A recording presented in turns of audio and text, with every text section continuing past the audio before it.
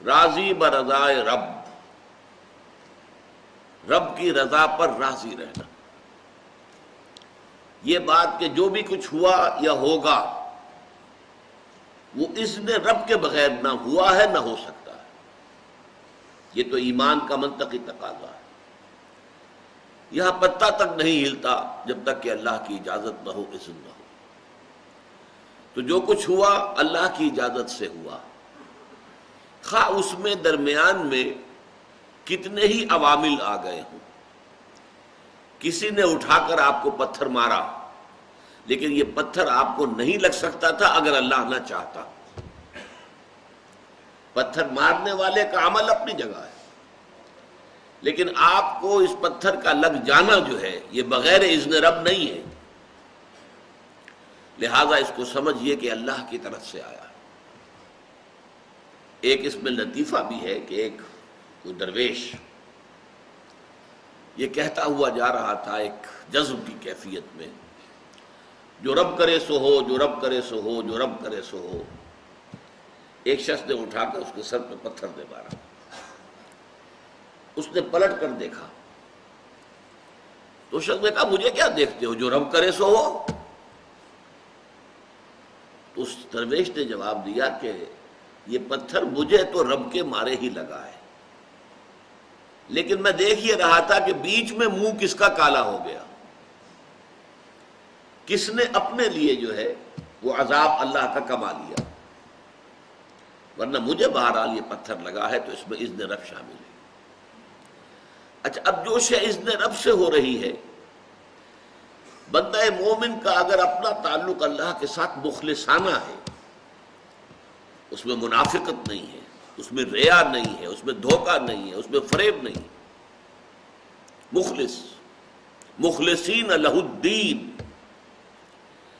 تو اللہ تعالیٰ کا تعلق بھی اس کے ساتھ ریسیپروکیٹ کرتا ہے. اللہ تعالیٰ انا عند ظن عبدی بی، حضور یہ اللہ کا قول ہے حدیث قدسی میں کہ میرا بندہ میرے بارے میں جو کچھ گمان کرتا ہے میں وہی سلوک اس کے ساتھ کرتا ہوں. اللہ تعالیٰ بھی مخلص ہے. اللہ تعالیٰ کی مرضی کے بغیر کچھ نہیں ہو سکتا. تو یقیناً جو کچھ ہوا ہے اس میں میرے لیے خیر ہے، چاہے فوری طور پر مجھے ناگوار گزرا ہے، مجھے تکلیف ہوئی ہے، میرے لیے یہ شے جو ہے ناپسندیدہ ہے، لیکن ان دی لانگ رن مجھے یقین ہے کہ اس میں خیر ہے. بیدک الخیر انک علی کل شیء قدیر، اے اللہ تیرے ہاتھ میں خیر ہی خیر ہے، تو ہر چیز پر قادر ہے. اچھا، جو ہوگا وہ بھی اذن رب کے بغیر نہیں ہوگا. یہی تصور اس کے بارے میں ہونا ضروری ہے. اسی کا نتیجہ یہ نکلتا ہے جس کو قرآن مجید بار بار کہتا ہے، بار بار کہتا ہے، بار بار کہتا ہے، لا خوف علیہم ولا هم یحزنون. کیا مطلب اس کا؟ نہ ان پر کوئی خوف ہے نہ حزن سے دو چار ہوتے ہیں. عام طور پر یہ سمجھا جاتا ہے کہ یہ آخرت میں ہوگا. آخرت میں تو بتمام و کمال ہوگا، دنیا میں بھی ہوتا ہے. خوف کس بات کا بھائی؟ ہوگا وہی جو میرا رب چاہے گا.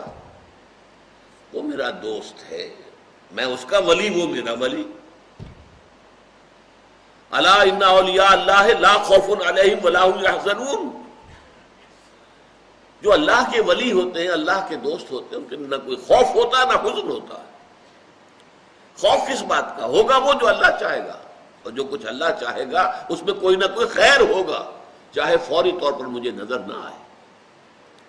قرآن کہتا ہے سورہ بقرہ میں، عسیٰ ان تکرہوا شیئا وہو خیر لکم وعسیٰ ان تحبوا شیئا وہو شر لکم.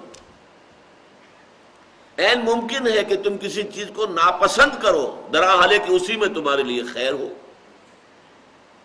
اور عین ممکن ہے کہ تم کسی چیز کو پسند کرو درا حالے کہ اس میں تمہارے لیے شر ہو.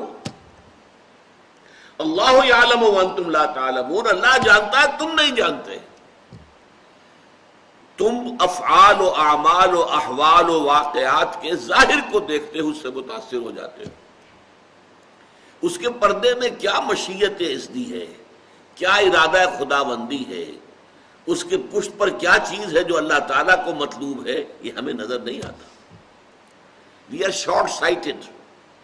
ہماری نگاہ جو ہے بس کچھ دور تک جاتی ہے، اس سے آگے نہیں جاتی. لہذا افعال و اعمال و احوال و واقعات کے صرف ظاہر پر ہماری نگاہ ہے، باطن پر تو ہے ہی نہیں. لہذا ہم اس سے متاثر ہوتے ہیں. تو در حقیقت ایمان کا حاصل الا ان اولیاء اللہ لا خوف علیہم ولا هم یحزنون. اللہ کے دوستوں پر نہ کوئی حزن ہے نہ خوف ہے، کوئی سوال ہی پیدا نہیں ہوتا. اسی طریقے سے قرآن مجید جو ہے بلند ترین مقام جو انسان کا ہو سکتا ہے، اس کی تعبیر کے لیے الفاظ استعمال کرتا ہے رضی اللہ عنہم ورضوا عنہ. اللہ ان سے راضی ہو گیا، وہ اللہ سے راضی ہو گئے. یہ باہمی رضامندی ہے، دو طرفہ اللہ کے ساتھ تعلق ہوتا ہے، دو طرفہ تعلق ہوتا ہے. تم اللہ سے محبت کرو گے، اللہ تم سے محبت کرے.